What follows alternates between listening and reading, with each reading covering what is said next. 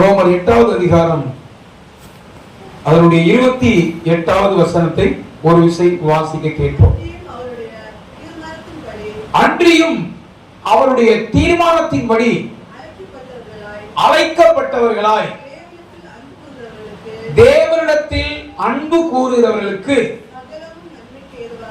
சகலமும் நன்மைக்கு ஏதுவாக நடக்கிறது என்று அறிந்திருக்கிறோம். இன்னும் ஒரு வசனத்தை கூட வாசிப்போம். சங்கீதம் 66:12வது வசனத்தையும் வாசிப்போம்.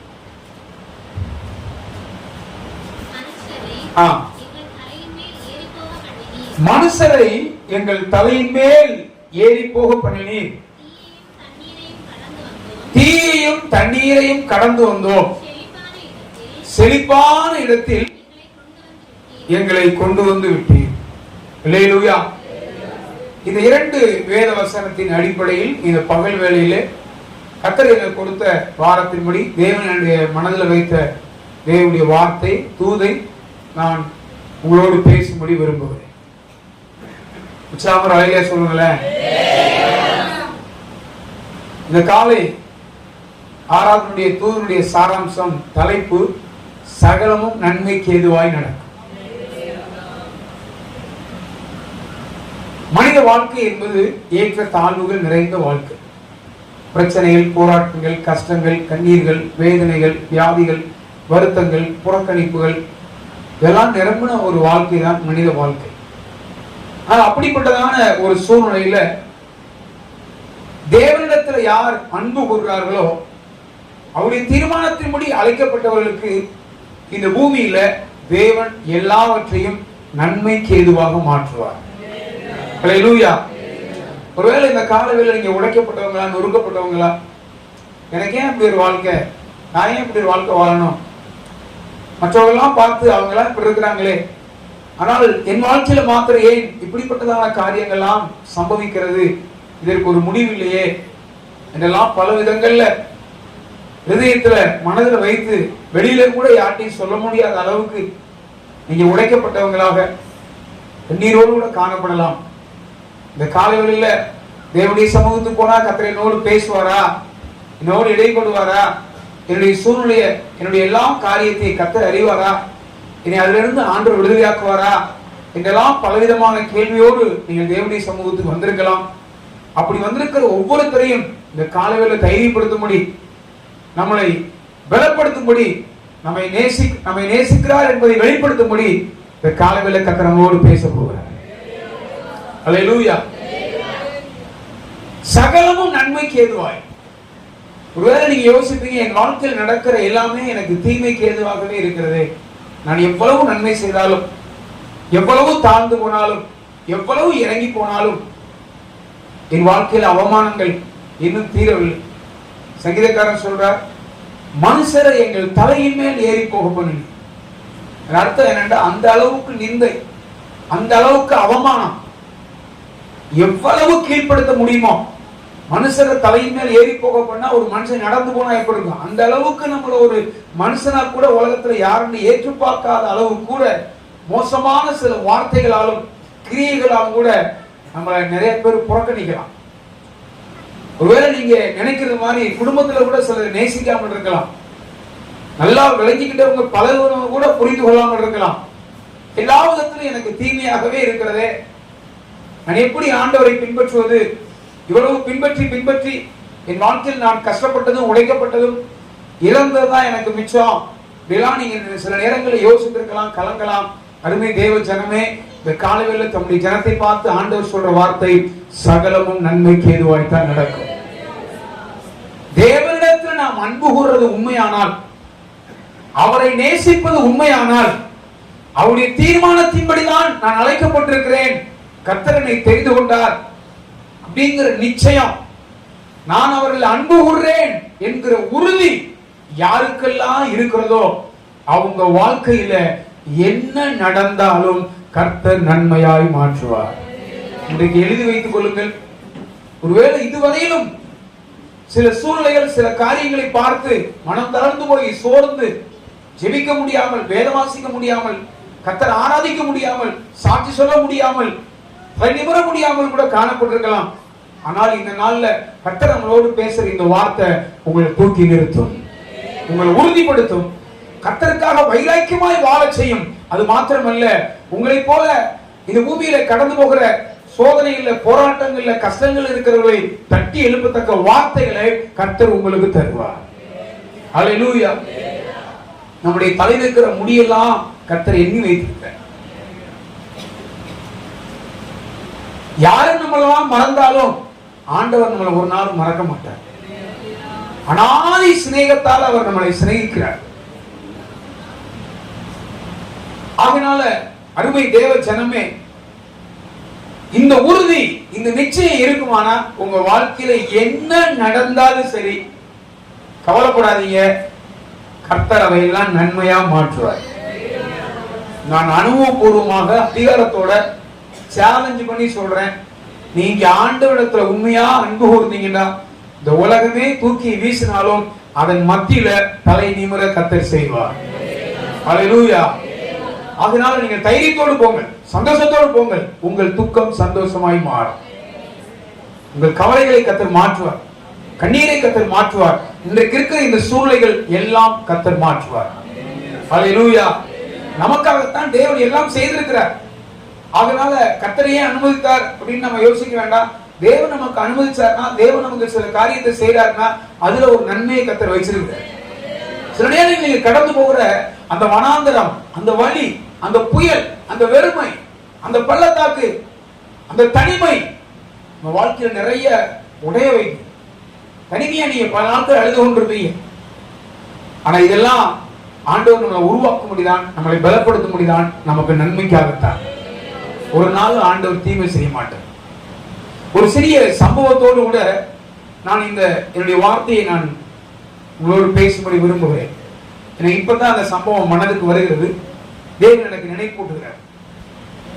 ஒரு இடத்துல ஒரு நல்ல ராஜா இருந்திருக்கிறார். அந்த ராஜாவுக்கு நல்ல ஒரு மந்திரி இருந்திருக்கிறார். ஒரு நாள் இந்த ராஜாவும் இந்த மந்திரியும் வேட்டைக்காக போயிருக்கிறாங்க.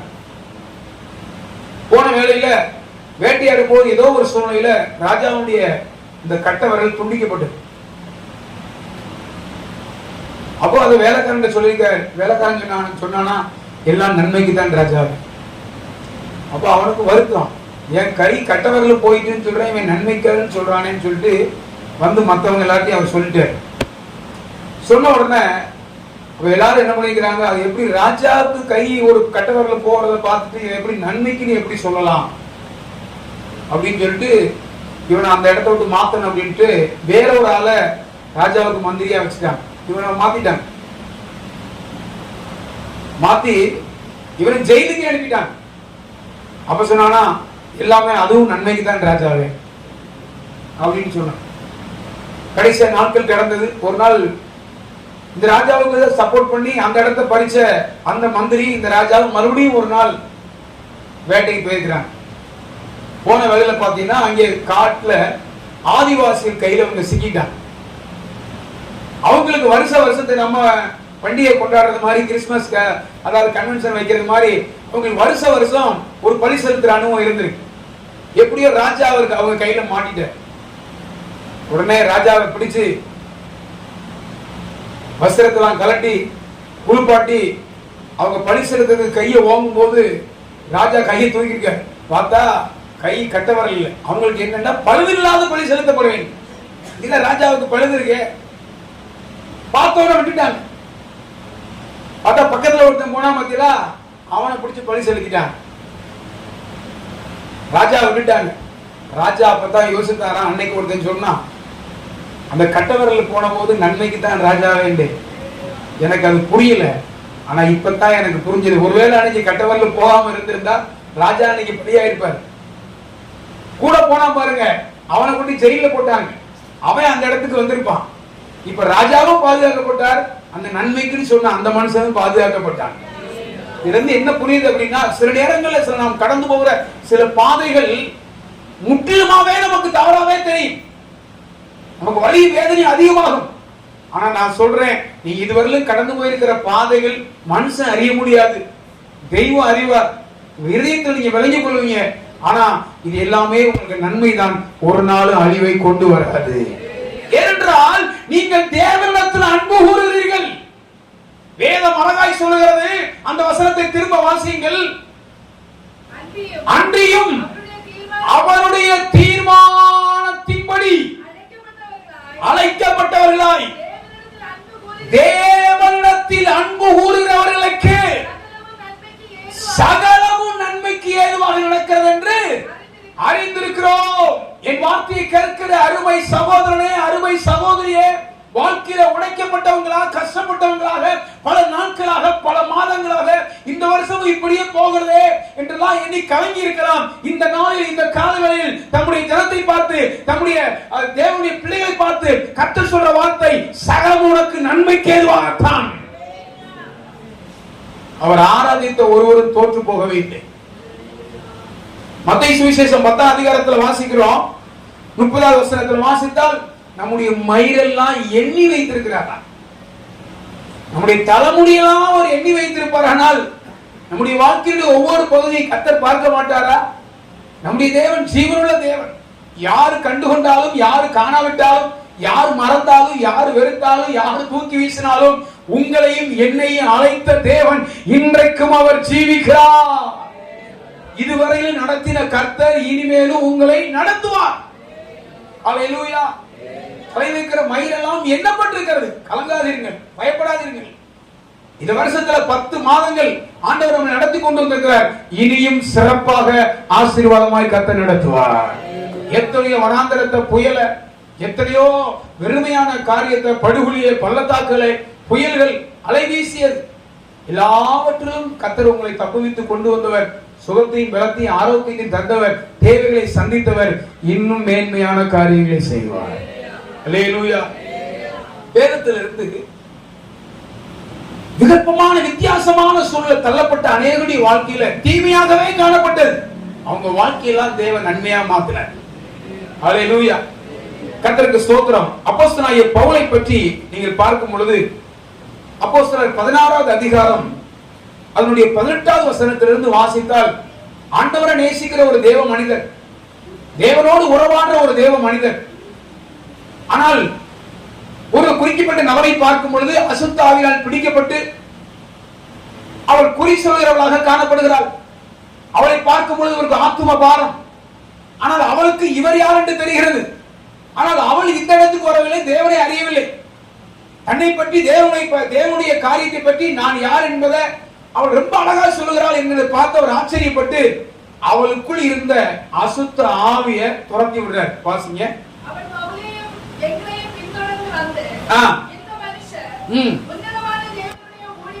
இந்த மனுஷர் யார் என்றால் சாதாரணப்பட்டவங்க இல்ல, உன்னதமான தேவனுடைய ஊழியக்காரர். ரட்சிப்பின் வழியை, நமக்கு ரட்சிப்பின் வழியை அறிவிக்கிறவங்க சத்தமிட்டார். இப்படி ஒரு நாள் 2 நாள் இல்ல, அநேக நாள் அவள் சொல்லிக் கொண்டே இருக்கிறார். பவுலுக்கு கோபம் வந்துட்டு, வைராக்கியம் வந்துட்டு, சினம் கொண்டு திரும்பி பார்த்து,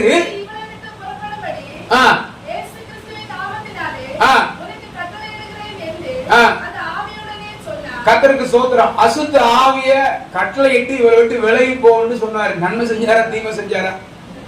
நல்லா ஒளிங்க. ஒரு ஆத்மாவுக்கு அசுத்த ஆவியை துரத்தினார். அவர் என்ன தீமை செஞ்சாரு? நல்ல காரியம் செய்தார். இதுபோல நம்முடைய வாழ்க்கையில் நிறைய நல்ல விஷயங்கள் நல்லா ஜெபம் பண்ணிருப்போம். நிறைய பேருக்காக பரிந்து பேசுறோம், ஜெபம் பண்றோம், உதவி செய்யலாம். ஆனா கிடைக்கிறதெல்லாம் என்ன? நான் எவ்வளவு நன்மை செஞ்சாலும் எனக்கு தீமை தானே வருது, தப்பான பேர் தானே எனக்கு கிடைக்குது, தவறான பேர் தானே கிடைக்குது, எந்த விதத்துல முன்னேற்றம் இல்லையே. இதெல்லாம் நீங்க யோசிக்கலாம். இவருடைய வாழ்க்கையில பாருங்க, சட்டையை பிடிச்சி கிழிச்சு அடிச்சு காயப்படுத்தி சிறைச்சாலையில கொண்டு வச்சான். நன்மைக்கு அவர் கிடைச்சதான பிரதிபலனம் பாருங்க. ஆனா அந்த சூழ்நிலையை நம்ம ஈஸியா வாசித்துட்டோம், உடனே சொல்றோம். ஆனா அவர் எப்படி அதை கிராஸ் பண்ணிருப்பார்? அந்த அசுத்தாவியை துரத்துறதுக்காக அந்த ஸ்திரியை வச்சு லாபம் பார்த்த, வருமானம் பார்த்து கொண்டிருந்த அந்த மனிதர்கள் பவுலையும் சீலாவையும் பிடித்து அடித்து வஸ்திரத்தை கிழித்து காயப்படுத்தி தொழுமரத்துல கொண்டு மாட்டி வச்சாங்க. அது எவ்வளவு வலி இருந்திருக்கும், அவங்க எவ்வளவு வேதனைப்பட்டிருப்பாங்க. அதன் மத்தியில அந்த நடு ராத்திரியில அவங்க தேவனை துதிச்சாங்க. ஏன் துதிச்சாங்க? தேவனிடத்துல அன்பு கொடுத்தார்கள். அவர் தான் என்னை அழைச்சார், நான் அவருடைய கரத்துல இருக்கிறேன், அவர் அறியாம எனக்கு எதுவும் சம்பவியாது என்கிற நிச்சயம் பவுலுக்குள்ள இருந்துச்சு.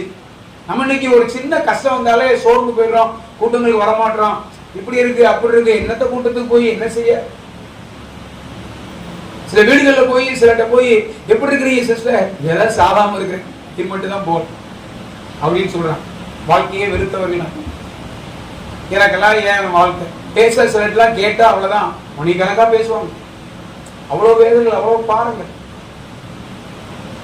ஆனா வேதத்துல ஒரு சகோதரியை பற்றி வாசிக்கிறோம், சுனேமியால். அவர்கிட்ட எலிசா கேட்டாரு, இவ்வளவு சரக்கரணையா எங்களை விசாரிச்சாங்களே, கேஎஸ் அந்த அம்மா கூப்பிட்டு அப்படின்னு என்ன வேணும்னு கேட்டா அந்த அம்மா சொன்ன அழகான வார்த்தை. இன்னைக்கு அப்படிப்பட்ட ஒவ்வொருத்தரும் அப்படிப்பட்ட வார்த்தையை சொல்லணும். அந்த அம்மா சொன்னாங்க, ஜனத்தின் மத்தியில சுகமாய் தங்கி கூடியிருக்கிறேன். ஆதி அனுபவம் இதுவாத்தான் இருந்துச்சு. சில வீடுகள்லாம் போனா சொல்லுவாங்க, மனதார பாஸ்டர் எங்களை ஆண்டவர் நல்லா வச்சிருக்காரு பாஸ்டர், ஒரு குறை இல்லை பாஸ்டர், மனரம்யமா இருக்கிற பாஸ்டர். 1000 பிரச்சனை இருந்தாலும் அதன் மத்தியில தேவன் செஞ்ச அந்த நன்மையை நினைச்சு சந்தோஷப்படுற குடும்பங்களை நான் பார்த்திருக்கேன். அப்படி கேட்கும் போது கண்ணீர் தான் வரும். சில நேரங்கள்ல நிறைய நெருக்கத்தின் மத்தியில, கஷ்டத்தின் மத்தியில சிலர் போனாலும் அவையெல்லாம் தாங்கி கொண்டு ஆண்டவரையும் கர்த்தர் ஊழியத்தையும் ஊழியர்களையும் சபையை நேசிக்கிற எத்தனை விசுவாசிகள் இங்கேயும் இருக்கிறீர்கள். அதற்காக ஆண்டவரை ஸ்தோத்திரி. அப்ப இந்த இடத்துல நான் பார்க்கும் பொழுது அவருக்கு அவ்வளவு பலமான நெருக்கம், அவ்வளவு கஷ்டம். ஆனா நடு ராத்திரில 2 பேரும் துதிச்சு பாடுனாங்க. நம்ம திரும்பி பாருங்க, நமக்கு ஒரு சின்ன கஷ்டம் வந்தா, லேசா அடிபட்டா, ஒரு சின்ன ஒரு காரணம் கிடைச்சுன்னா நம்ம ஆராதனையை முடக்கிறோம். ஒரு நாளும் முடக்காதீங்க. எவ்வளவுக்கு அதிகமா நீங்க ஆண்டவரை நேசிக்கிறீங்களோ அதெல்லாம் ஆண்டவர் பார்க்க. ஒரு நாளும் ஆண்டவரை நம்ம நேசிக்கிறத நம்ம குறைச்சிடவே கூடாது. மனுஷனை நேசித்தா கூட மனுஷன் சில நேரம் மறந்து போவான், விசாரிக்காம போயிடுவான். ஆனா ஆண்டவரை நீங்க நேசிக்கிறது உண்மையானால் ஒரு இடத்திலும் கர்த்தர் கைவிடவே மாட்டார். அல்லேலூயா.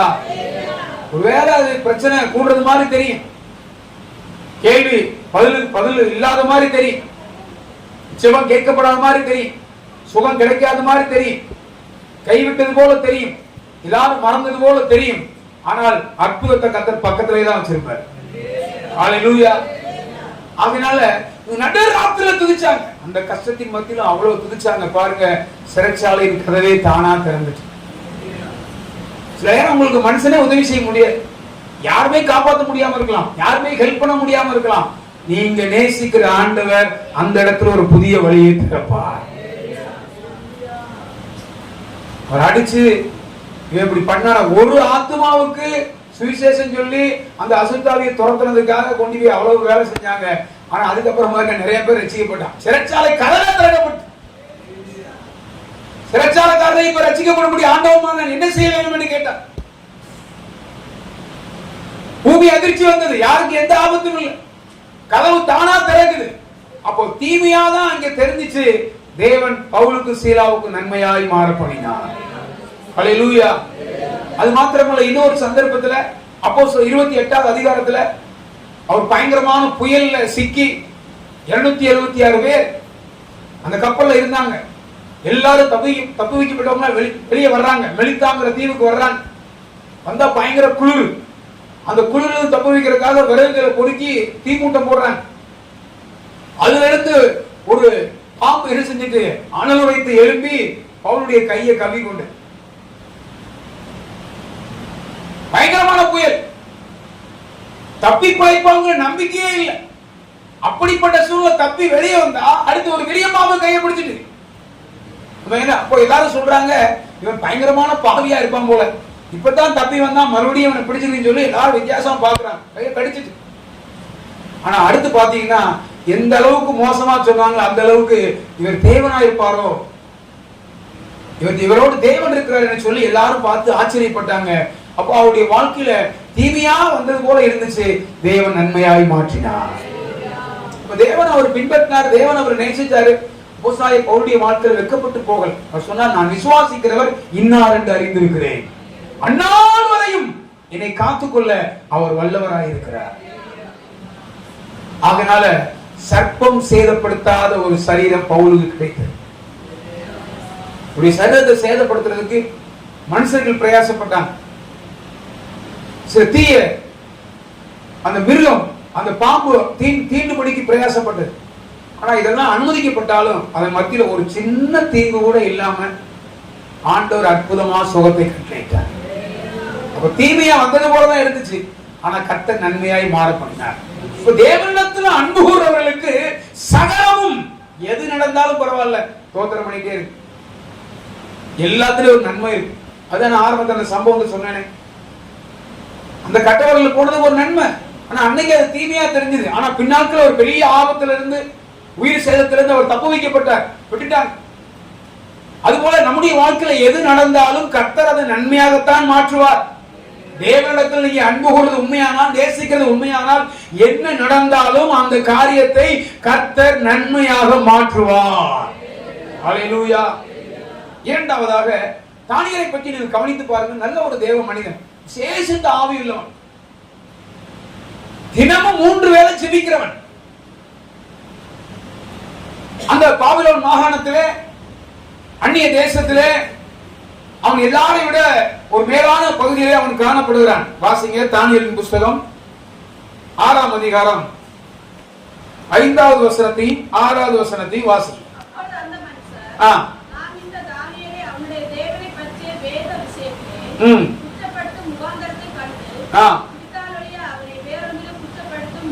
இவனை குற்றப்படுத்துறதுக்காக இன்னைக்கு நான் உங்களை சில பேர் குற்றப்படுத்துறதே பார்ப்பாங்க. எப்படியாவது உங்களை மாட்டி விடணும், இவங்க பேரை கெடுக்கணும், ஏன்னா வேற தேடி தேடி பார்ப்பாங்க, ஒண்ணுமே இருக்காது. அப்ப எப்படியாவது உங்களுடைய வளர்ச்சிய, உங்களுடைய ஆசீர்வாதத்தை, நீங்க நல்லா இருக்கிறத பார்த்து சிலருக்கு பிடிக்காது. அப்ப அந்த விஷயத்துல குற்றப்படுத்துறதுக்காக, நம்ம பேரை கெடுக்கிறதுக்காக சிலர் கிரியை செய்யலாம். இது யார் அப்படின்னு கேட்டா ரொம்ப தூரமானவங்க அப்படிலாம் கிடையாது, நம்ம கூட இருக்கிறவங்களே செய்வாங்க. ஒருவேளை சொந்தக்காரங்களா இருக்கலாம், நண்பர்களாக இருக்கலாம், உங்களோடு நல்ல பழகினவங்களாக இருக்கலாம். இதெல்லாம் பார்க்கும்போது நமக்கு ரொம்ப வலிக்கும். நம்ம கூட இருந்துட்டே இப்படிலாம் செய்யறாங்களே. தானியேலுடைய வாழ்க்கையில் இப்படி சம்பவித்தது.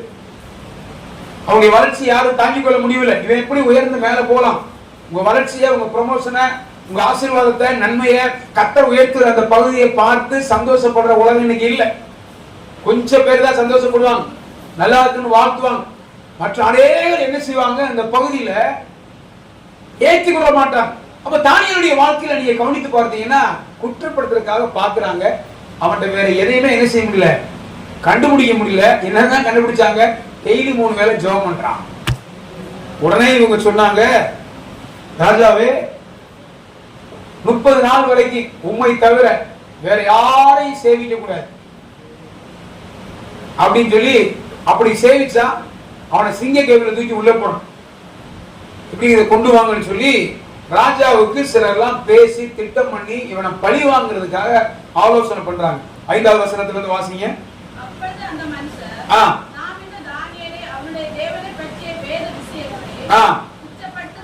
வேத விஷயத்துல நீங்க ஆண்டவரை ஏற்றுக்கொண்டதுனால, பெந்தகோஸ்து மார்க்கத்துக்கு வந்ததுனால நம்ம எல்லாம் சில பேர் எள்ளி நகையாடுவாங்க.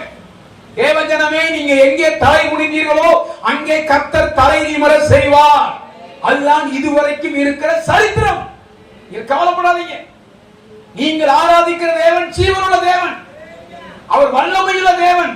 அவரை ஆராதிப்பது உண்மையானால், அவரை பின்பற்றுவது உண்மையானால், அவருக்காக எல்லாவற்றையும் விட்டு வந்தது உண்மையானால், ஒரு இடத்திலும் தலையுடைய கர்த்தர் விடவே மாட்டார், தலை நிமிர செய்வார். வாசிங்க.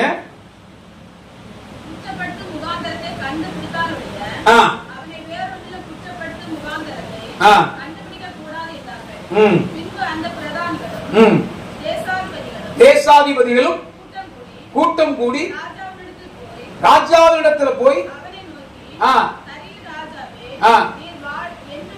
நீர் என்று வாழ்க, எவனாவது 30 நாள் வரையிலும் ராஜாவாகிய உம்மை தவிர எந்த தேவனையானாலும் மனுஷனையானாலும் போதும் விண்ணப்பம் பண்ணினா அவனை கொண்டு போய் என்ன செய்யணும், சிங்க கேவில போடணும், அவன் கொல்லப்பட வேணும்னு சொல்லி ராஜாவிட்ட கேட்டு எண்ணி கொடுத்து முத்திரையும் வாங்கிட்டான். அவரும் கையெழுத்து போட்டார். இதை தானியேல் அறிகிற நான் அந்த இடத்தை நான் அதிகமா திரும்பி திரும்பி பார்ப்பேன். நல்லா கவனிங்க, என் வார்த்தையை அன்போடு கவனிக்கும்படி கேட்கிறேன். ஒரு குற்றமே செய்யல, ஆனா இவனை பழி வாங்கணுங்கிறாங்க. ராஜாவும் கையெழுத்து போட்டார். அப்படின்னா அந்த விஷயத்தை முடிக்கணும், அவ்வளவுதான். அப்ப இந்த நேரம் தானியேல் பாருங்க, பக்கத்துல கூட போய் சாத்ராக் மேஷாக் ஆபேத்நேகோட சொல்லல, தன் விஷயத்தை யார்ட்டையுமே சொல்லல. சில நேரங்கள் பாருங்க, நம்ம போற பாதை நமக்கு ரொம்ப வேண்டியவங்க நேசிக்கிறவங்களை போய் சொல்லுவோம், நம்முடைய பாடத்தெல்லாம் சொல்லி அழுவோம், எனக்காக ஜெபம் பண்ணுங்க, எனக்கு இப்படி ஒரு பாதையில போறேன், இப்படி ஒரு கஷ்டத்துல போறேன், ஜெப உதவி எனக்கு தேவை, எனக்காக ஜெபிங்கன்னு சொல்லுவோம். ஆனா தானியேலுடைய வாழ்க்கையில நீங்க கவனிச்சு பாருங்க, இது தெரிஞ்ச பிற்பாடு மறுபடியும் ஜெபம் பண்ண போனான். தினமும் செய்யற மாதிரி மறுபடியும் போனான். இந்த வேர்டு என்னை ரொம்ப ஆச்சரியப்படுது. நம்முடைய வாழ்க்கை சில நேரங்கள் ஏதாவது வரும்போது உடனே நம்ம என்னத்த பாட்டு பாடி, என்னத்தை ஜெபம் பண்ணி, என்னத்தை இவ்வளவு காலங்கள் இப்படிலாம் போயிட்டு வெளியில சொல்ல முடியாட்டாலும் இருதயத்தில் அங்கலாய் முறுமுறுக்கிற அனுபவங்கள், சில நேரம் கேள்வி கேட்கிற அனுபவங்கள், சில நேரங்களில் பதிலே இல்லாம அமைதியா இருக்கிற ஒரு சூழ்நிலைகள், யார்கிட்டையும் பேசுறது கூட விருப்பம் இல்லாத நிலவரத்தில் இருக்கலாம். ஆனால் தேவ ஜனமே, உண்மையா நேசிக்கிற தம்முடைய பிள்ளைகளுக்காக தேவன் கிரியை செய்து கொண்டுதான் இருக்கிறார். தானியேலுடைய வாழ்க்கையை கவனித்து பாருங்கள். தினம் மறுபடியும் 3 வேளை போய் ஜெபம் பண்றான். ஆனா அவன் உண்மையா இருக்கிறான். கையெழுத்து போட்ட ராஜாவுக்கு தூக்கம் வரல. கையெழுத்து போட்ட ராஜாவுக்கு தூக்கம் வரல. விடிய விடிய பகல்ல அவனை எப்படியாவது தப்பு வைக்க ட்ரை பண்ணாரு, முடியல. அவசரப்பட்டு கையெழுத்தை போட்டாரு. இப்ப இரவெல்லாம் அவருக்கு தூக்கம் வரல. அதிகாலை இவனை கொண்டு சிங்க கவிக்கு கொண்டு போயாச்சு. பாருங்க, சிங்க கவிக்கு அவர் போயிட்டாரு. சில நேரம் யோசிப்போம், ஆண்டவருக்கு தெரியும் தானே, இந்த பிரச்சனை அறிஞ்சாச்சு, சொன்னமே, ஜெபம் பண்ணமே, ஆனா இன்னும் ஜெபம் பண்ண பிரச்சனை கூடுது. சில நேரம் சில விஷயத்துக்காக ஜெபம் பண்ணுவீங்க, அழுவீங்க, பிரச்சனை இன்னும் பெருசாயிட்டே போகும், யாரு இன்னும் பெருசாயிட்டே போகும், கலத்தை இன்னும் அதிகரிச்சு கொண்டே இருக்கும். அப்படின்னா நினைச்சுக்கங்க, ஒரு பெரிய மிராக்கிளை கர்த்தர் செய்ய போறார். ஹல்லேலூயா. அவன் உள்ள போயிட்டா, செஞ்ச கவியை கொண்டு போயாச்சு. ராஜாவுக்கு தூக்கம் வரல. இரவெல்லாம் அவர் தூங்கல. இந்த கீழ வாக்கியத்தை வாசித்து அவர் சந்தோஷப்பட முடியல. ஆனா அதிகாலையில் அவர் எழுப்பி சந்தோஷமா தானியேலை போய் பார்க்க போனாரா? ஒரு வார்த்தை அழகா சொல்லப்படுது, துயர சத்தமாய். அப்படின்னா என்ன? அழுதுகிட்டே தான் கூப்பிட்டார், தானியேலே, தானியேலே, ஜீவனுள்ள தேவனுடைய தாசனே. அப்ப அவனுக்கு ஒரு உயர்வுக்காக அவன் போற பாதையை பத்தியில, தேவன் அவனை கனம் பண்றதுக்காக போற பாதையை பத்தியில, ஒரு பக்கம் அவனை நசுக்கிறது மாதிரி ஒழுக்கிறது மாதிரி இருந்தாலும் இன்னொரு பக்கம் அதிகாரம் உள்ளவனை கர்த்தர் விடவே இல்லை. அவன் பின்னாலே போனான். அவன் கேட்டான், ஜீவனுள்ள தேவன், நீ இடைவிடாமல் ஆராதிக்கிற உன் தேவன் உன்னை தப்புவிக்க வல்லவரா இருந்தாரா? அவன் உள்ளெடுத்து சொல்றான், ராஜாவே நீ ரெண்டும் வாழ்க. நம்ம இன்னைக்கு சில நேரம் சொல்லுவோம், என் குடும்பத்தை கெடுத்தது அவன் தான், என் வாழ்க்கையை கெடுத்தது அவன் தான், என் வாழ்க்கை நாசமா போனதுக்கு இவங்க தான், அவங்க தான். நான் சொல்றேன், உங்களை யாரும் கெடுக்கவே முடியாது. எழுதி வைத்துக் கொள்ளுங்க, உங்களை கெடுக்க யாராவது முடியாது. நம்மளை கெடுத்துக்கிட்டா தான். நீங்க கெடுக்க இடம் கொடுத்தால் ஒழிய உங்களை கெடுக்க இந்த உலகத்துல எந்த வல்லமைக்கு அதிகாரம் இல்லை. தேவனிடத்தில் அன்பு கூறவர்களுக்கு சகலமும் கர்த்தர் நன்மைக்கு ஏதுவாகத்தான் மாற்றுவார். தீமை நடக்க அப்படின்னா பவுலுக்கு தீமை நடந்திருக்கும், தானியேலுடைய வாழ்க்கையில தீமை நடந்திருக்கும். உண்மையா ஆண்டவர் நேசித்து அவர் எந்த பக்கம் திரும்பல. அவன் எவ்வளவு தாங்கியிருப்பான் பாரு. சில நேரங்கள் நமக்கு தாங்க முடியாத வேதனைகள், பிரச்சனைகள் வரலாம், கர்த்தர் கைவிட மாட்டார். சோதனைக்கு, அதாவது தாங்கிறதுக்கு மேலாக யாரையும் ஆண்டவர் சோதிக்க மாட்டார். அதுல இருந்து தப்பித்துக் கொள்வதற்கு கர்த்தர் சகாயம் பண்றவராக இருக்கிறார். கடைசியா பாருங்க, உள்ள போகும்போது சிங்கத்தின் வாயவே கர்த்தர் கட்டி போட்டார். அந்த அற்புதம் முன்னாடி நடந்திருக்கலாம்ல, ஏன் நடக்கல? அந்த குற்றப்படுத்தலை மாத்திரமல்ல, அவன் குடும்பத்தையே சிங்கம் அதுக்கப்புறம் நொறுக்கி போட்டுதான். அப்ப உத்தமனுக்கு, தேவனிடத்தில் அன்பு கூறுவர்களுக்கு தேவன் நன்மைக்கு எதுவாக தான் செய்வார். சிங்கம் சேதப்படுத்தாத ஒரு சரீரம் தானியேலுக்கு கிடைத்தது. சர்ப்பம் சேதப்படுத்தாத ஒரு சரீரம் பவுலுக்கு கிடைத்தது. அவனை அழிக்க கொல்ல எத்தனை வல்லமைகள் பிரயாசப்பட்டது, நடக்கல. இங்கே தானியேலை சூறையாடணும், அவனை இல்லாம ஆக்கணும், அவனுடைய உயர்வு, அவனுடைய வளர்ச்சியை, அவனுடைய ஆசீர்வாதத்தை பார்த்து அநேகருக்கு பொறாமை, மனுஷ வல்லமைகள், வன்கண் பொறாமை, எரிச்சல் ஒரு வேளை எழும்பலாம். நீ ஆண்டவரை நேசித்துக் கொண்டே இருங்க, சிநேகித்துக் கொண்டே இருங்க, அவரை துதித்துக் கொண்டே இருங்க. தேவன் நம்முடைய வாழ்க்கையில அவையெல்லாம் நன்மையாகத்தான் மாற்றுவார். அல்லேலூயா.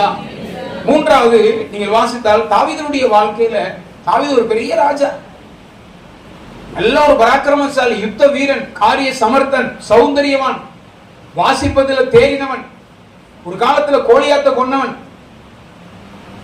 சிங்கத்தை கொண்டவன், கரடியை கொண்டவன். ஆனா அவன் வாழ்க்கையில் அதுக்கு எடுத்து போன நீங்க பாதையை பார்த்தீங்கன்னா 1 சாமுவேல் புத்தகம் 30வது அதிகாரம் 6வது வசனத்தை வாசித்தால் தாவீது போன அந்த பாதை பயங்கரமான ஒரு வனாந்தரமான பாதை. ஒரு ராஜா இப்படி எல்லாம் போகக்கூடாது. மிகவும் நெருக்கப்பட்டார் இருக்கு. அவனுடைய நெருக்கம் சாதாரண நெருக்கம் அல்ல. வாசிங்க. தாவீது மிகவும் நெருக்கப்பட்டார். சகல ஜனங்களும் தங்கள் குமாரத்திகள் நிமித்தம் மன கிளேசமானதினாலே அவனை கல்லெறியது கூட ரெடியா இருக்கிறாங்க. எல்லாம் புறக்கணிப்பு. சொந்த மகனே ராஜ்யபாரத்தை எடுத்துட்டு அவன் தான் ராஜான்னு சொல்றான். தாவீது அழுதுகிட்டு வெறுங்காலா போனாங்க. வெறுங்காலா போனான். புறக்கணிப்பு. புறக்கணிக்கப்பட்டான், தள்ளப்பட்டான். சவுல் அவனை கொல்றதுக்கு சுத்தி வர்றான். இவனுக்கு அவன் கையில எத்தனையோ முறை வாய்ப்பு தந்தாரு கொல்றதுக்கு. ஆனா ஒரு நேரம் கூட தொடவே இல்லை. அவன் அபிஷேகம் பண்ணப்பட்டவன். அப்ப அவன் சொன்ன அந்த வார்த்தை என்ன தெரியுமா? ஒண்ணு அவனா சாகணும், இல்லைன்னா யுத்தத்துல போய் சாகணும், இல்லைன்னா கர்த்தர் அவனை அடிக்கணும். நான் அவனை தொடமாட்டேன். ஆனா அதே மாதிரி பாருங்க, அவன் சகிச்சதுனால, பொறுமையா இருந்ததுனால, அவன் ஆண்டவரை சார்ந்து இருந்ததுனால யாரெல்லாம் இவனுக்கு விரோதமா எழும்பினாங்களோ அவங்களுடைய மரணத்தை எல்லாம் தாவீது பார்த்தான். ஒரு சகிப்புக்கு எடுத்துக்காட்டு சொன்னா தாவீதை சொல்லலாம். சகிக்கிறவங்க தான் ஜெயிக்கிறவங்க. சகிப்புங்கிறது ரொம்ப ஒரு மேன்மையான பகுதி. நீங்க ஆண்டவருக்காக சகிங்க. இயேசு எவ்வளவோ சகித்தார். காடியை, கசப்பு கலந்த காடியை கொடுத்தான், முகத்துல துப்புனான். அவருடைய சிலுவையில ஒரு ரோம அரசாங்கம் கொடூரமான ஒரு பாவிக்கு கொடுக்கக்கூடிய மானத்தை தான் இயேசுவை கொடுத்தான். இயேசுவை ஏற்றுக்கொண்டார். நமக்காகத்தானே. நாம இன்னைக்கு இவ்வளவு சந்தோஷமா ஐக்கியமா இவ்வளவு இருக்கிறதுக்கு காரணம் இயேசு நமக்காக ரத்தம் சிந்தினார். ஆகையினால நீங்க சகிக்கிறது உங்க குடும்பத்துக்கு ஆசீர்வாதம். நீங்க சகிக்கிறது உங்களுக்கு அது மகிமையை கொண்டு வரும். இக்காலத்து பாடுகளுக்கு நீங்க பயப்படாதீங்க. தேவனுடைய வார்த்தையினாலும் தேவனுடைய வல்லமையினாலும் தேவன் இந்த பாடலை பாடி பாடி பாடி பாடி பாடி பாடி நெருக்கம், கஷ்டம், பாடில வரும்போதெல்லாம் நீங்க களி உருந்து கொண்டே இருக்க வேண்டும். அல்லேலூயா. தாவீது மிகவும் நெருக்கப்பட்டார். வெறுங்காலா ஒருத்தர் அழுதுட்டு போறான்னா நீங்க பாருங்க. எனக்கு அதை ரொம்ப யோசித்தா. அப்சலோம் எல்லாம் அவனை ரொம்ப துடிக்க விட்டான். கடைசியா வானத்துக்கு பூமிக்கு நடுவுல தான் அப்சலோம் தொங்கிட்டு இருந்தான். அப்ப கூட எனக்கு விரோதமா என் மகன் இப்படி செஞ்சான்னு சொல்லி கர்த்தர் உனக்கு செய்தார், சரியான காரியம் செஞ்சுட்டாருன்னு சொல்லி அவன் வந்து சந்தோஷப்படல. என் மகனேன்னு சொல்லி அப்ப கூட வேதனைப்பட்டான். சவுல் மரித்த போது கூட இத்தனை வருஷ காலம் என்னை காடு காடா மலை மலையா துரத்தி வந்தியே, உன் ஈட்டியால நீ செத்து போயிட்டேன்னு அப்பவும் சந்தோஷப்படல. இஸ்ரவேலுடைய அலங்காரம் அதமாயிற்று. அதான் ஒரு தகப்பனுடைய சுபாவம். அவ்வளவு சகித்தான். நிறைய சத்துருக்கள் தாவீதுக்கு விரோதமாக எழும்பினார்கள். ஆனால் அவன் சொன்னா, என் பலனாகிய கர்த்தாவே உம்மில் அன்பு கூறுவேன். ஆண்டவரை மாத்திரம் நேசித்து அவன் அன்பு கூர்ந்தான். எல்லாவற்றும் எல்லாம் இழந்துட்டான். ஆனா சகலத்தையும் கர்த்தர் திருப்பிக் கொள்ளும்படி வைத்தார். அப்போ அவனுக்கு நிறைய தீமைகள் நடந்தது, நிறைய ஆலோசனைகள், சதித்திட்டங்கள் தீட்டப்பட்டது. ஆனா அவன் சகித்தான், அமைதியா இருந்தான். தேவன் அவன் விடவே இல்லை. கர்த்தரை நல்லா துதிச்சான். மிகவும் நெருக்கம். அந்த நேரங்களில் பாருங்க, நான் அடிக்கடி இந்த சங்கீதம் 12ஆம் சங்கீதத்தை வாசிக்கும் போது சொல்லுவேன், வாசிங்க. என் பலனாகிய கர்த்தாவே உம்மில் அன்பு கூறுவேன். அந்த வேர்டு சாதாரணப்பட்ட வேர்டு இல்ல. வாசிங்க.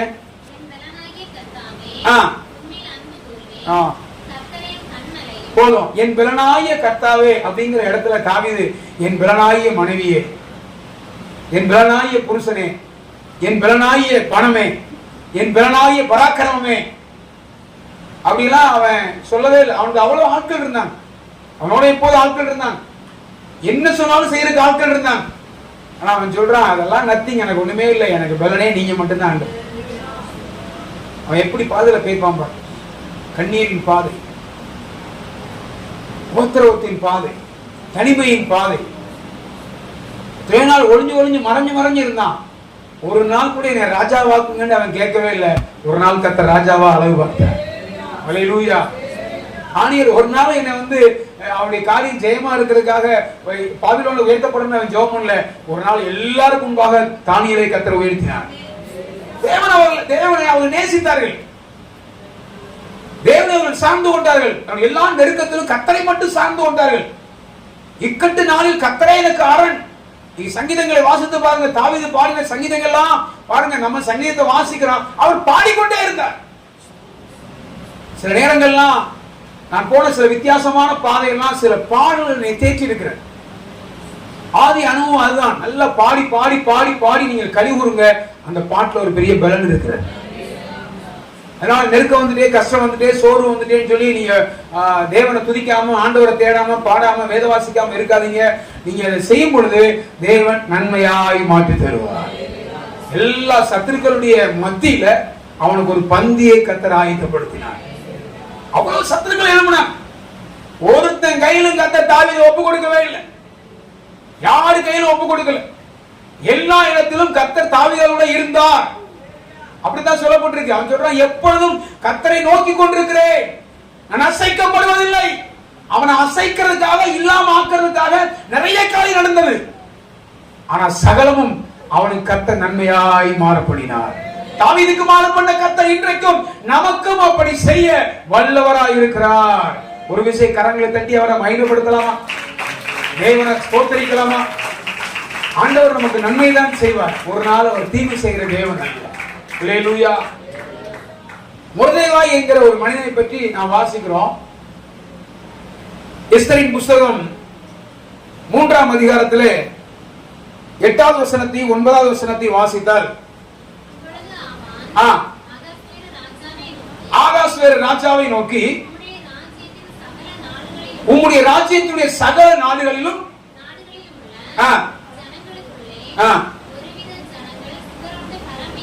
ஒருவித ஜனங்கள் சிதறண்டு பரம்பி இருக்கிறார்கள். அவருடைய வழக்கங்கள் சகல ஜனங்களுடைய வழக்கங்களுக்கும் விகற்பமா இருக்கிறது. அவர்கள் ராஜாவின் சட்டங்களை கைக்கொள்ளுகிறதில்லை. ஆகையால் அவங்களை இப்படி விட்டிருக்கிறது நல்லதல்ல, ராஜாவுக்கு நியாயமும் அல்ல. ராஜா இதுக்கு உடன்பட்டால் அவர்களை அழிக்க வேண்டும். பாத்தீங்களா? ஒருவித ஜனங்கள் விகற்பமா இருக்காங்களா? ஆமா, இன்னைக்கு அப்படிதான் இருக்காங்க, விகற்பமா தான் இருக்கிறாங்க. அதனால நம்மளை பார்த்தா என்ன செய்ய மாட்டுது, பிடிக்க மாட்டுது. நகை போட மாட்டாங்க, வெள்ளை ட்ரெஸ் உடுத்திருக்கிறாங்க, அல்லேலியாங்கிறாங்க, ஒருவர் பேசாத அந்நிய பாஷை பேசுறாங்க, ராபோஜன பந்தின்னு சொல்லி ஒரே பாத்திரத்துல பானம் பண்றாங்க. இவங்க பேசுற காரியம் எல்லாம் பரலோகங்கிறாங்க, வருகைங்கிறாங்க, இயேசு வரப்போறாருங்கிறாங்க. இந்த உலக வழக்கத்துக்கு நேர் ஆப்போசிட்டா இருக்கிறதே அப்படிங்கறத பார்த்து ஒரு கூட்ட ஜனம் இன்றைக்கு வைத்தறிச்சப்படுது. அதனால அழிக்க வேண்டும், நிர்மூலமாக்க வேண்டும் என்கிற பகுதி இந்த காலத்துல இருந்த மாதிரி அந்த காலத்துல இருந்துச்சு. கவனி. அப்ப இங்கே இந்த வார்த்தையை மொர்தெகாய் கேட்ட போது அவன் பாரப்பட்டான், வைராக்கியம் அடைந்தான். வஸ்திரத்தை கிழிச்சு உட்கார்ந்து, சாம்பல உட்கார்ந்து உபவாசம் இருக்கிறான். எஸ்தருக்கு சொன்னான், உனக்கு பதவி உயர்வு இதுக்கு தான் கிடைச்சிருக்கு. இந்த காலத்துல நீ மௌனமா இருந்தா இவங்களுக்கு ரட்சிப்போம், சகாயமும் வேதத்திலிருந்து எழுப்பும் அப்படின்னு சொல்லி அவன் பாரப்படுறான். இப்ப இந்த விஷயத்தை பார்க்கும் பொழுது மொர்தெகாய் தன்னை வணங்கலைங்கிற ஒரு பகுதி ஆமானுக்கு இருக்கு. என்ன, மதிக்கவே மாட்டான். அவனை இப்படி விட்டா சரியாது, அவனை பனிஷ் பண்ணணும், அவனை கீழே தாழ்த்தணும், அவனை இல்லாம ஆக்கணும்னு சொல்லி மொர்தெகாய்க்கு விரதமா ஆமா எழும்புறான், பயங்கரமா எழும்புறான். இன்னும் மதிக்கவே இல்லை, இவன் இங்கே இருக்கவே கூட, இவனை அழிக்கணும். பாருங்க எவ்வளவு பெரிய தீமை. அவன் இவனுக்கு என்ன செஞ்சான்? ஒண்ணுமே சரி, அவன் வேலையை அவன் கேட்கல இருந்து செஞ்சுக்கிட்டு இருந்தான். அவ்வளவுதான். முகாந்திரம் இல்லாமல் இவனை பகைத்து அழிப்பதற்காக பயங்கர திட்டம். போய் மனைவிட்ட சொன்னா, அங்க சொன்னா, இங்க சொன்னா, இந்த மொர்தெகாயை கொள்றதுக்காக தூக்கு மரத்தையே ரெடி பண்ணிட்டான். எவ்வளவு பெரிய ஆள் பாருங்க. இவ்வளவு பெரிய வேலை நடக்கு. ஒருவேளை இன்றைக்கு உங்களுக்கும் கூட ஆண்டவரை நேசிக்கும் பொழுது நம்முடைய உயர்வை சிலர் தாங்க முடியாம வைத்தறிச்சப்பட்டு அழிப்பதற்காக பல விதங்கள்ல கிரியை செய்யும். நான் சொல்றேன், திருத்தரசமா சொல்றேன், ஒருவன் உங்கள் மேல் கை போடுவது இல்லை, போட முடியாது. எந்த ஆமான் மொர்தெகாயை கொல்ல நினைத்தானோ அதே ஆமான் மொர்தெகாயை கணம் பண்றவனா கர்த்தர் மாத்தினார். ஹல்லேலூயா. இவர் ராஜா பார்க்க வர்றாரு. ராஜா பார்க்க ராஜா கேட்காரு, ராஜா விரும்புகிற மனிதனுக்கு என்ன செய்ய வேண்டும்? அவன் நினைச்சா நம்மளதான் ராஜா விரும்புற, அவனுக்கு ராஜ குதிரை வைக்கணும், கிரீடை வைக்கணும், அவனை அப்படி சுத்தணும், இப்படி சுத்தணும், அதை செய்யணும், இதை செய்யணும்னு சொன்னோட உடனே தாமதிக்காம போய் முருதேகாய்க்கு செய்யல. எப்படி இருக்கு பத்தியில? அப்ப தேவனை நேசிக்கிற மனுஷன், கத்தருக்காக நிக்கிற மனுஷனை கத்தர் கைவிட மாட்டார். ஆண்டவர் சடனா இம்மீடியட்டா தேவனுடைய அற்புதம் பயங்கரமா இருக்கு. உங்க வாழ்க்கையில தாமதமாகுது, உங்க வாழ்க்கையில இன்னும் நீங்க எதிர்பார்த்த காரியங்கள் நடக்கல, இன்னும் டிலே ஆகுது அப்படின்னா ஒரு மிராக்கலான அற்புதமான காரியத்தை கர்த்தர் செய்ய போகிறார். ஹல்லேலூயா. அதுதான் உண்மை. அதனால் நீங்க நம்பிக்கையோடு சந்தோஷத்தோடு கடந்து போங்கள். தேவனிடத்தில் அன்பு கூறவர்களுக்கு சகலமும் நன்மைக்கு ஏதுவாய். வாழ்க்கையில் ஆண்டவர் அற்புதம் செய்தார். ஒரு நாள் தூங்காத ராஜா அன்னைக்கு பார்த்து தூக்கம் வரல. அப்ப பார்த்தா எடுத்து வாசிக்கிட்டு இருக்காரு. முருதேகாய் ஒரு நன்மை செஞ்சிருக்கிறான், இவனுக்கு ஏதாவது செய்யப்பட்டதா? ஒன்னும் செய்யப்படல. உடனே அவனுக்கு செய்யணும்னு யோசிக்காரு. மறுநாள் காலைல ஆமான் எப்போதும் போல வர்றாரு. பேசினா அவர் தன்னைதான் கேட்கிறாரு நினைச்சுக்கிட்டான். நடந்த விஷயம் என்ன? கொல்லப்பட வேண்டும், அழிக்கப்பட வேண்டும் என்று நினைச்ச ஆமான் எவன் சொன்னானா அவன் கையாலேயே கர்த்தர் உயர்த்தினார். இந்த ஜனங்களும் ஆசீர்வதிக்கப்பட்டார். அதனால தேவனிடத்தில் அன்பு கூறும்போது, கர்த்தரை நேசிக்கும் பொழுது அந்த ஜனங்களுக்கு என்ன விரோதமா நடந்தாலும் கர்த்தர் பார்த்து கொண்டே இருக்கிறார். அவைகளை நன்மையாய் மாற்றுவார். உங்களுடைய உயர்வை, உங்களுடைய ஆசீர்வாதத்தை, உங்களுடைய நன்மையை எவரும் கெடுக்க முடியாது. கெடுக்க நினைத்தவர்கள் கெட்டு போவார்கள். அல்லேலூயா. தேவனுடைய பரிசுத்தமுள்ள நாமத்திற்கு மகிமை உண்டாகட்டும். மனுஷனுக்கு அடிமை இல்லாத ஒரு சரீரம் இந்த முருதேகாய் கிடைச்சது. அவனை எப்படியாவது அடிமையாக்கணும், அவனை காலு கீழே கொண்டு வரணும் அப்படிலாம் நினைச்சான். அவன் யாருக்கும் அடிமையே இல்லை. ஆண்டவரை நேசித்தான். நீ சில அடிமையாக்கு நினைக்கிறாங்க. ஆண்டவரை நீங்க நேசிக்கும் பொழுது கர்த்தர் உங்களுக்கு ஏதாவது சிலரை கொண்டு வரவில்லை இல்லாமல் நீங்க யாருக்கே அடிமையாக இருக்க மாட்டீர்கள். அல்லேலூயா. தேவனுடைய பரிசுத்தமுள்ள நாமத்திற்கு மகிமை உண்டாகட்டும். தானியேலின் புத்தகம் 3ஆம் அதிகாரத்துக்கு வரும்போது அடுத்ததாக நாம் சாத்ராக், மேஷாக், ஆபேத்நேகோ என்பவர்களை பற்றி பார்க்கிறோம். இவருடைய வாழ்க்கையில தேவனுக்காக வைராக்கியம் காண்பிக்கிறவர்கள், தேவனை அதிகம் நேசிக்கிறவர்கள். நான் சொன்ன சிலருடைய வாழ்க்கையில நீங்க கவனித்து பாருங்க. அப்போஸ்தலனாகிய பவுல், தானியேல், தாவீது, இந்த முருதேகாய், இந்த நால்வருடைய வாழ்க்கையில் இவங்க எல்லாம் தேவனை அதிகமாக நேசித்தவர்கள்.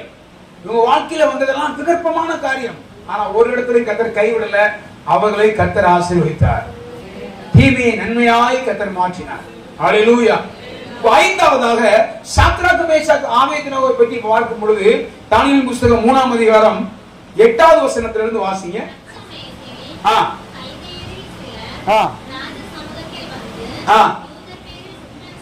பாருங்க, இங்க யூதர் பேர்ல குற்றம் சாட்டுறாங்க. இங்க அடுத்த குற்றச்சாட்டு. இன்னைக்கு பார்த்தீங்கன்னா தேசத்துல கிரியை செய்யறதான ஆவி குற்றப்படுத்தணும், நல்ல பேரை கெடுக்கணும். இங்கே அவங்க தேவனுக்காக நிக்கிறாங்க, இவங்களை குற்றப்படுத்துறதுக்காக ஒரு கூட்டம் எலும்பு. அப்ப இவங்க சொன்னாங்க பொற்சிலையை வணங்கணும் அப்படின்னு. சில தேவையில்லாத காரியங்களை சிலர் செய்வாங்க. அப்ப இவங்க சொன்னாங்க எதுக்கும் பயப்படல, அவங்க நாங்கள் ஆராதிக்கிற எங்கள் தேவன் எங்களை தப்புவிக்க வல்லவராய் இருக்கிறார். தானியேலாவது சைலண்டா இருந்தாரு, இவங்க வைலண்டா இருந்தாங்க. இவங்க என்ன பண்ணாங்கன்னா கெச்சிட்டாங்க, சவால் விட்டாங்க. சொன்னாங்க நாங்கள் ஆராதிக்கிற எங்கள் தேவன் எங்களை தப்புவிக்க வல்லவராய் இருக்கிறார். அவன் விடுதலை ஆக்காம போராடும் சரி, ஒரு சிலையை வணங்க மாட்டேன். எவ்வளவு பெரிய வைராக்கியம் அப்படின்னா என்ன நடந்திருக்கணும்? இமீடியட்டா ஆண்டவர் கிரியை செஞ்சிருக்கணும். இவ்வளவு வைராக்கியமா இருக்கிறேன்னு சொல்லி. ஆனா இப்படி வைராக்கியமா பேசுனாங்க. பேசி முடிச்சவன பாத்தீங்கன்னா அக்னி ஜுவாலை இன்னும் 7 மடங்கு போடுச்சு. இப்ப யோசித்து பாருங்க, நம்ம சில நேரம் வைராக்கியம் உபவாசத்துல தண்ணி முடியாமலாம் ஜெபம் பண்ணிட்டு இருப்போம். கர்த்தருக்காக உண்மையா இருப்போம். மனுஷன் பாக்குறான் பார்க்கல, தெய்வம் பாக்குறான். நிற்கும் போது பாத்தீங்கன்னா ஒரு சின்ன பர்சன்டேஜ் கூட கர்த்தர் நமக்காக கிரியை செய்ற மாதிரி தெரியாம இருக்கலாம். கலங்காதீங்க, பயப்படாதீங்க. இவருடைய வாழ்க்கையில இவங்க சொன்ன வார்த்தை சாதாரண வார்த்தை, அப்படி யாரும் சொல்லவே இல்லை. நாங்கள் ஆராதிக்கிற எங்கள் தேவன் எங்களை தப்புவிக்க வல்லவராய் இருக்கிறார். அவர் எங்களை விடுதலை ஆக்குவார். அப்படி ஆக்காம போனாலும் சரி, ஒரு சிலையை வணங்க மாட்டேங்கிற ஒரு வைராக்கியத்தை அவர் காண்பித்தார்கள். எவ்வளவு அன்பு கூர்ந்தாங்க பாருங்க. அன்பு இல்லாம எப்படி வைராக்கியம் காண்பிக்க முடியும்? எப்படி சொல்ல முடியும்?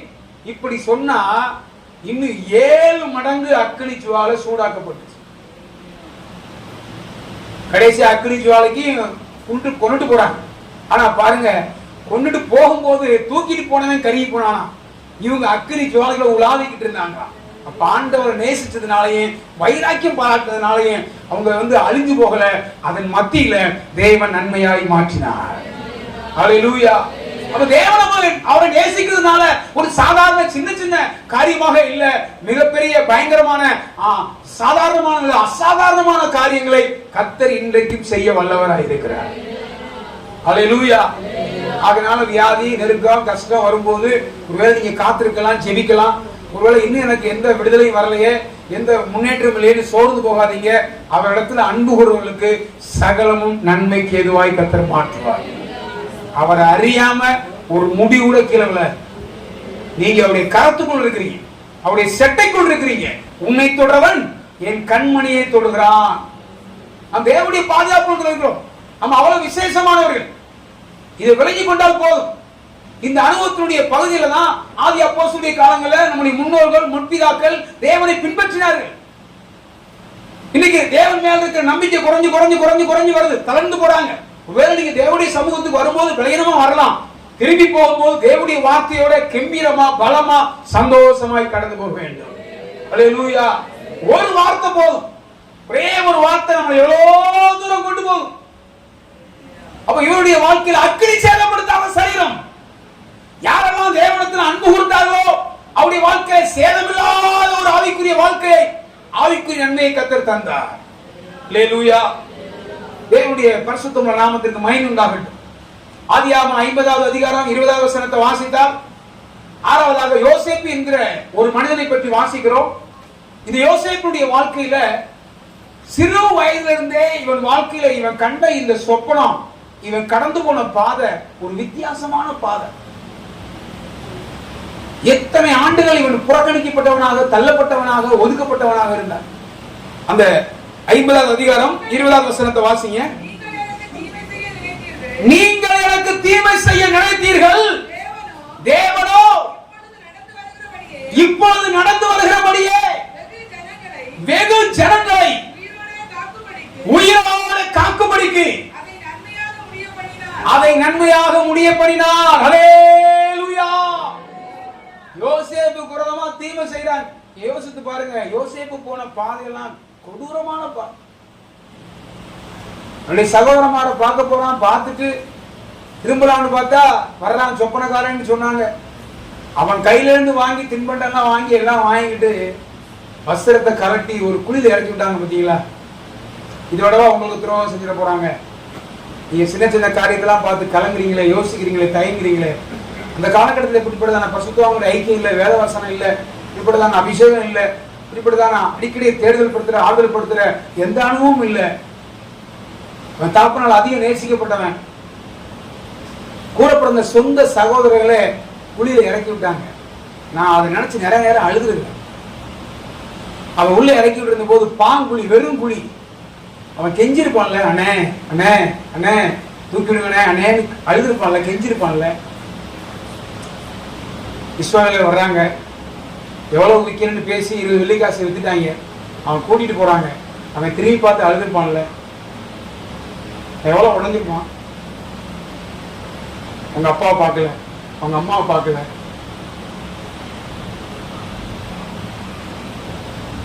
அவன் செத்துட்டான்னு சொல்லிட்டாங்க. ஏதோ மிருகம் அடிச்சுட்டு அப்படின்னா.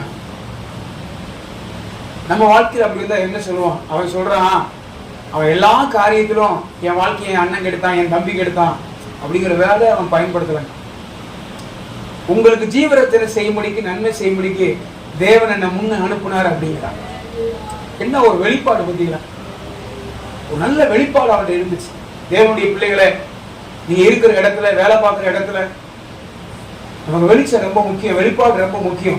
நான் வச்சிருக்கிற இந்த வேதம், நமக்குள்ள இருக்கிற இந்த அபிஷேகம், நாம நேசிக்கிற ஆண்டவர், தேவனுக்கு வந்திருக்கிற இந்த மகிமை ரொம்ப மேன்மையானது, முக்கியமானது. நிறைய பேருக்கு இந்த சாக்கியம் பாக்கியம் கிடைக்கும். எனக்கு ஒரே ஒரு ஆசை, தேவனுடைய சமூகத்துக்கு வரும்போதெல்லாம் தேவ ஜனங்கள் கழிவுறவன் ஒருவராயிலும் பின்வாங்கி போயிடக்கூடாது. அவ்வளவு மகத்துவத்தை அறிந்து கொள்ளும்படி கர்த்தர் நம்மளை அழைத்திருக்கிறார். அவன் போத்திபார் வீட்டுக்கு போறான். அங்க பாருங்க, இவ்வளவு உத்தமமா உண்மையா இருக்கிறான், நொறுக்கப்பட்டு உடைக்கப்பட்டவனா போறான். அங்கே ஒரு ஸ்திரீ இவனோடு விவசாயம் பண்ணும்படி பிரயாசப்படுறா. ஒரு நாள் இல்ல, வேதம் சொல்லுது நித்தம் நித்தம் என்று சொல்லப்பட்டிருக்கு. அவன் அந்த இடத்துல கூட அவன் சொன்ன வார்த்தை, இந்த வீட்டுல என்னிலும் மேன்மையானவன் பெரியவன் யாரும் இல்லை, தேவனுக்கு விரோதமா எப்படி பாவம் செய்வேன்? தேவனை தான் அவன் ஹைலைட் பண்ண. அந்த இடத்துல ஆண்டவர்கிட்ட முறுமுறுக்க, என்ன ஆண்டவரே இவ்வளவு தூரம் இருக்கிறேன், நீங்க தான் சொப்பனம் தந்தீங்க, நீங்க தான் எல்லாம் தந்தீங்க, எனக்கு இவ்வளவு இதா. அவன் பாவம் செய்திருந்தாலும் அந்த காலத்துல தப்பு இல்லை, அது யாரும் பார்க்க போறது இல்லை, அவன் அப்படி யோசிச்சிருக்கலாம்ல. அந்த இடத்திலும் கூட பாருங்க, தன்னை காத்துக்கிறதுக்காக வஸ்திரத்தை விட்டு ஓடினா.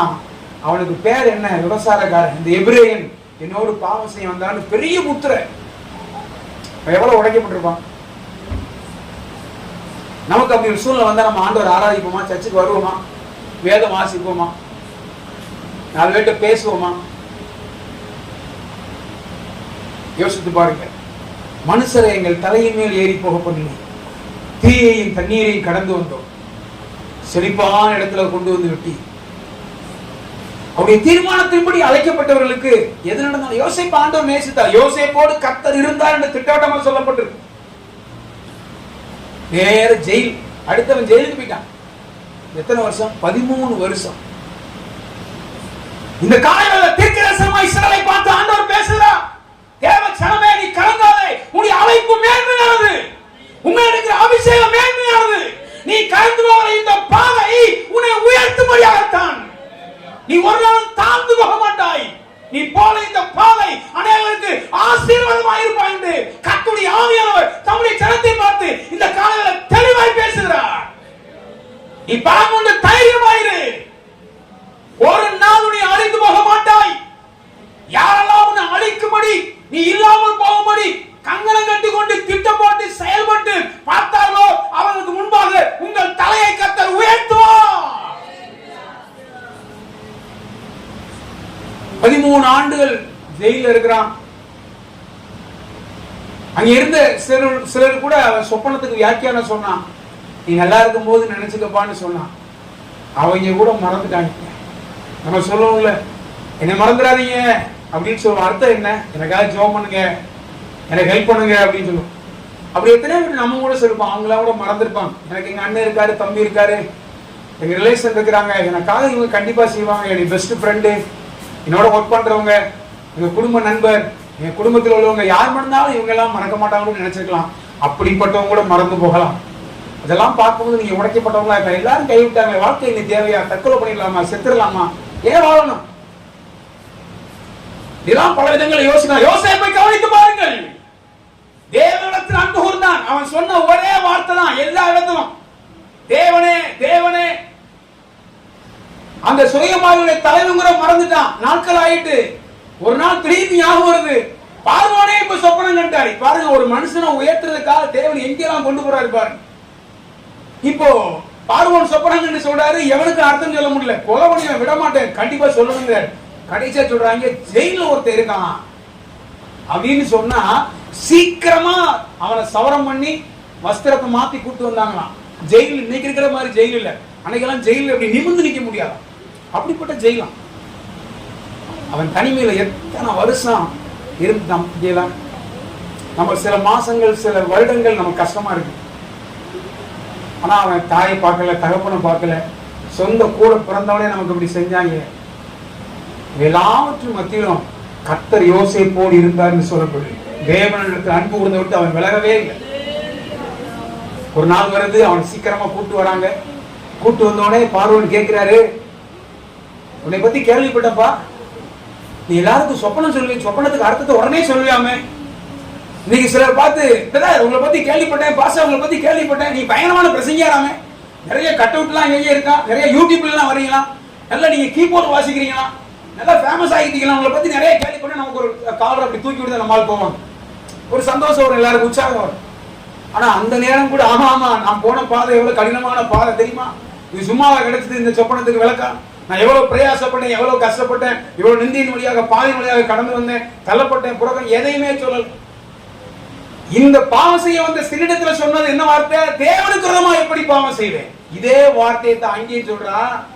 இவன் இவ்வளவு சொல்லி உன்னை பத்தி கேள்விப்பட்டப்பா, நீ நல்லா வியாக்கியானம் பண்ணுவாமே, சொப்பனத்துக்கு அர்த்தம் சொல்லியாமே கேட்ட போது தேவனே பார்வோனுக்கு மங்களகரமான உத்தரவு அருள்வார். நான் சொல்றேன்னு சொல்லவே இல்லை. ஆண்டவர் எப்படி நேசித்திருக்காம முடியல. ஜோசப் ஒரு அற்புதமான மொழி. நான் அந்த சரித்திரத்தை வாசிக்கும் போதெல்லாம் அழுவேன். என்னுடைய மூத்த பையனுக்கு பேர் ஆபிரகாம் ஜோசப், இரண்டாவது பையனுக்கு பேர் ஆபிரகாம் பெஞ்சமின். அவன் அந்த சிநேகத்தை இவ்வளவு தீமை செஞ்சாலும் தன் சகோதரமாரை பார்க்கும்போது கட்டி பிடிச்சு அழுகிறான். யாரு செய்ய முடியும்? தீமை செஞ்ச அவங்களுக்கு தான் கலக்கம் இருந்தது, இவனுக்கு கலக்கம் இல்ல. இப்படி நீங்க ஒரு 7 இடத்துல யோசேப்புடைய வாழ்க்கையில தேவனே தேவனே தேவனே கர்த்தருடைய நாமத்தை மட்டும்தான் அவன் உயர்த்தினான். ஒரு நாள் என்னை எய்த்துக்கு அதிபதியாக்குன்னு யோசேப்பு கேட்கவே இல்லை. இருந்தது சிறைச்சாலையில. ஒரு நாள் எல்லாரும் நிமிர்ந்து பார்க்கத்தக்க விதங்கள்ல, ஆச்சரியமாய் பார்க்கத்தக்க விதங்கள்ல யோசேப்பை கர்த்தர் உயர்த்தினார். சொல்றான், நீங்க இல்லப்பா, கர்த்தரை நான் முன்னாடி அனுப்புறாருப்பா, உங்களுக்கு ஜீவரத்தினை செய்ய முடியும், உங்களை பாதுகாக்க முடியும். பாருங்க, அந்த வெளிப்படுத்தல பத்தியில அப்போ ஒரு கடினமான பாதை, ஒரு நெருக்கமான பாதை, கைவிடப்பட்டது மாதிரி ஒரு பாதை, உபத்திரமான ஒரு பாதை நீங்க போறீங்கன்னா அதுல ஒரு அழகான வாழ்க்கை அதுக்கு பின்னால இருக்கு. ஆத்துல சில கல்லுகள் உருண்டு உருண்டு உருண்டு போகுது அப்படின்னா அந்த உருள அந்த கல் அழகா மாற்றப்பட்டு கொண்டே இருக்கு. வாழ்க்கையில உடைக்கப்படலாம், நெருக்கப்படலாம், தள்ளப்படலாம், புறக்கணிக்கப்படலாம், அது நிறைய காரியத்தை நம்ம கற்றுக் கொடுத்து கொண்டே இருக்கும். உங்களுக்கு பின் சந்ததிக்கு, உங்க பிள்ளைகளுக்கு நீங்க ஆசீர்வாதமா இருப்பீங்க. ஒரு நாள் நீங்க கலங்க வேண்டிய அவசியம் இல்லை. யோசேப்புக்கு பாவம் இல்லாத சரீரம், அவத்துக்கு அடிமையாக்கப்படலாம். எல்லாரும் அவனுக்கு தீமை செஞ்சாங்க. ஆனா கர்த்தர் சொன்ன வார்த்தை நிறைவேறும் அளவு யோசேப்பை புடமிட்டது. அவன் அழைப்பு விசேஷமானது தானே, அதனாலதானே ஒரு நாள் உயர்த்தப்பட்டான். அப்ப அன்றையும் அவருடைய தீர்மானத்தின்படி தேவனிடத்தில் அன்பு கூறுகிறவர்களுக்கு என்ன நடந்தாலும், செயல தூக்கி போட்டாலும் சரி, குழியில தூக்கி போட்டாலும் சரி, தவறான பெயரை முத்திரைய குத்துறாலும் சரி, கவலைப்படாதீங்க, கலங்காதீங்க, யோசிக்காதீங்க. நல்லா சகிக்கிறதை கற்றுக்கொள்ளுங்க.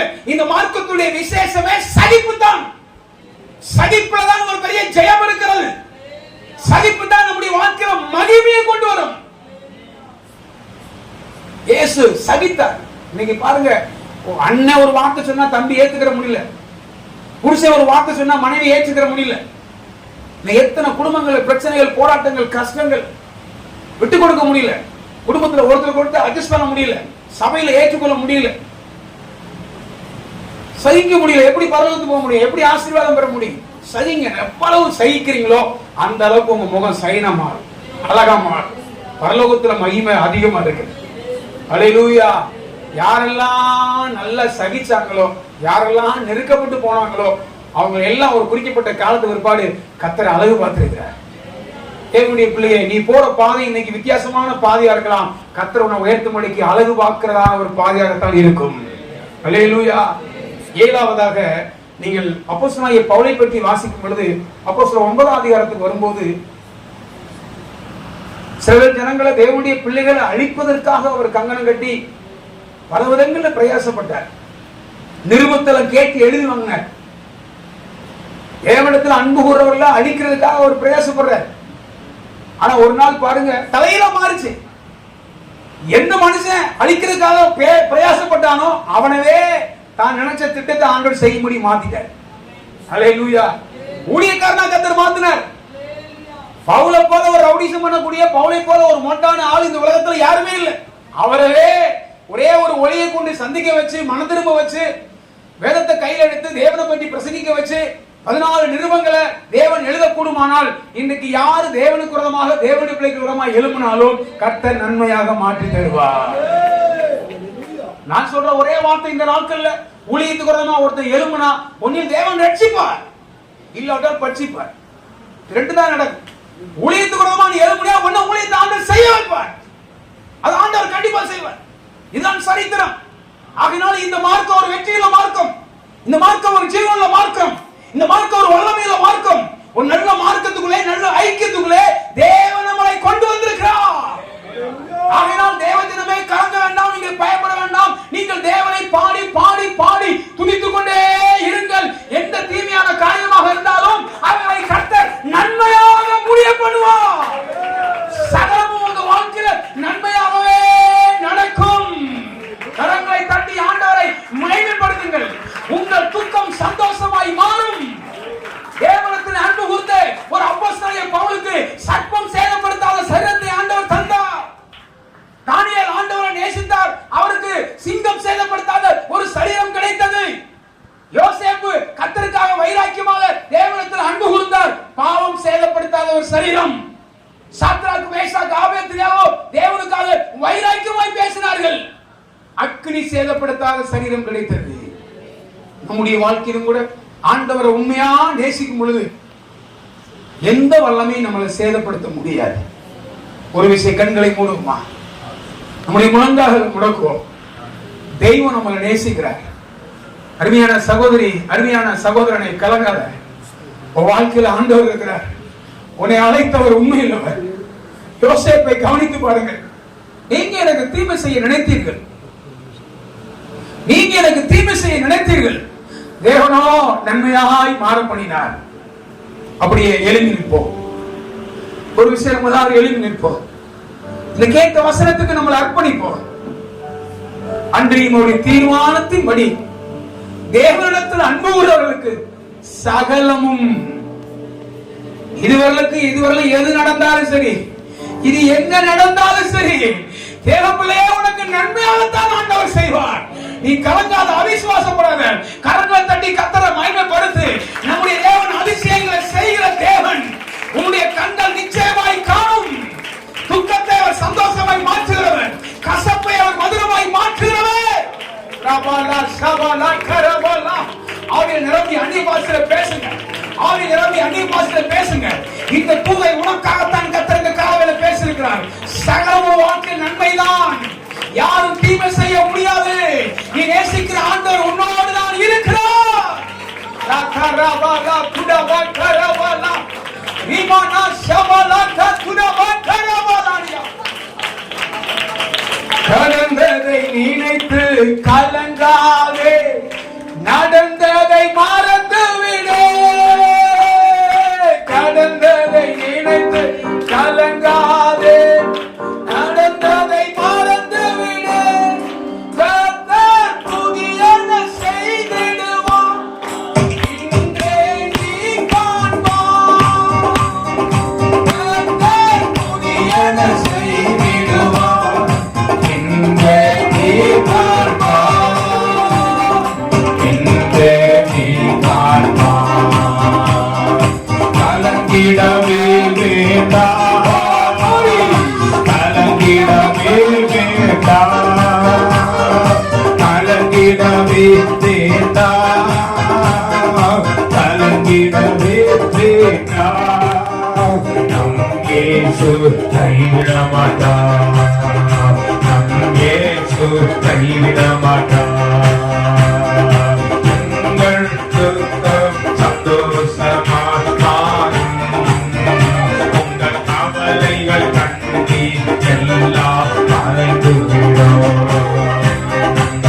உங்கள் துக்கம் சந்தோஷமாய் மாறும், உங்கள் கவலைகள் கண்ணீர் எல்லாம் மறைந்துவிடும். Hallelujah.